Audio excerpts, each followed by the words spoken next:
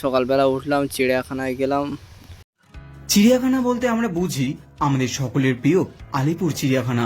শীতের মরশুম কলকাতায় শুরু হয়ে গেছে। বন্ধু বান্ধব প্রিয়জন পরিবার পরিজনকে নিয়ে ঘুরতে যাওয়ার জন্য আলিপুর চিড়িয়াখানা একদম পারফেক্ট ডেস্টিনেশন। কিন্তু আজ আপনাদের সাথে পরিচয় করাবো হরিণালয়, যা কলকাতার দ্বিতীয় চিড়িয়াখানাও বলা হয়ে থাকে, যেখানে আপনি প্রত্যেকটি পশু পাখিকে একদম কাছ থেকে দেখতে পাবেন। এই শীতে কোন কোন নতুন জীবজন্তু আনা হয়েছে, কিভাবে এখানে আসবেন, প্রবেশ মূল্য কত টাকা, সময়সূচি বা কি, সম্পূর্ণ বিস্তারিতভাবে আজকে এই ভিডিওটার মাধ্যমে আপনাদেরকে সবটা জানাতে চলেছি।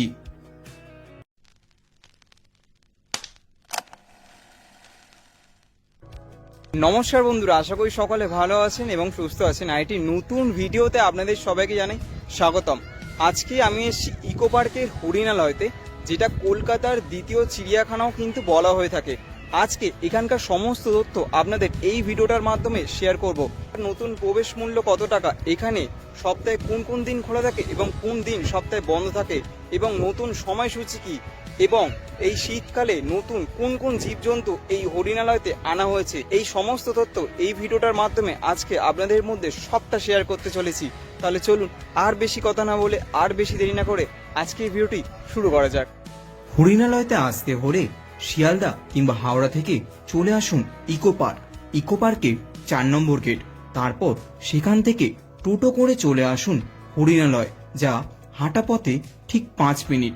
হরিণালয় সপ্তাহে বৃহস্পতিবার বাদ দিয়ে প্রতিদিন খোলা, সকাল 9:30 থেকে বিকেল 5:30 পর্যন্ত।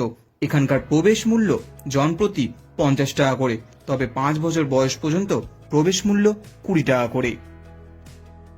হরিণালয়ের বাইরেই রয়েছে গাড়ি পার্কিং এর সুবন্দোবস্ত, যেখানে 4 হুইলারের পার্কিং ভাড়া 50 টাকা এবং 2 হুইলারের 20 টাকা। এই হরিণালয়ের ভিতরে কিন্তু বাইরের খাবার অ্যালাউ করে না, কিন্তু পার্কের ভিতরে রয়েছে সুন্দর একটি ক্যাফে, যেখান থেকে আপনারা খাবার খেতে পারেন। 50 টাকা দিয়ে আমার টিকিট কেটে নিলাম, ভিতরে প্রবেশ করলাম। চলুন এবার আপনাদের পুরো জুটা ঘুরিয়ে দেখাবো এবং প্রত্যেকটি পাখি এবং জীবজন্তু ঘুরিয়ে ঘুরিয়ে দর্শন করাবো। এই হলো কিন্তু হরিণালয়ের এন্ট্রি গেট।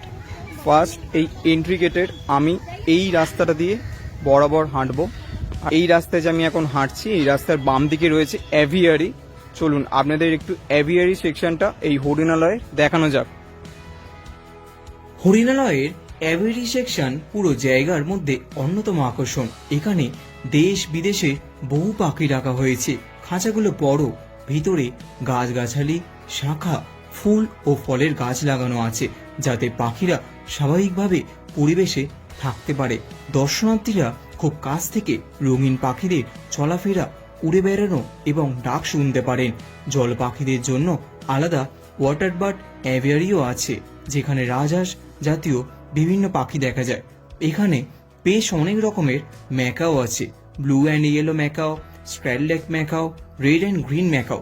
এদের উজ্জ্বল রং, শক্ত ঠোঁট আর জোরালো ডাক পুরো অ্যাভিয়ারি অংশটাকে প্রাণবন্ত করে তোলে। বড় শাখা, ফল ও গাছের মধ্যে এরা খেলাধুলা করে এবং খুব সুন্দর লাগে এগুলো দেখতে। দর্শকদের কাছে এগুলো একটি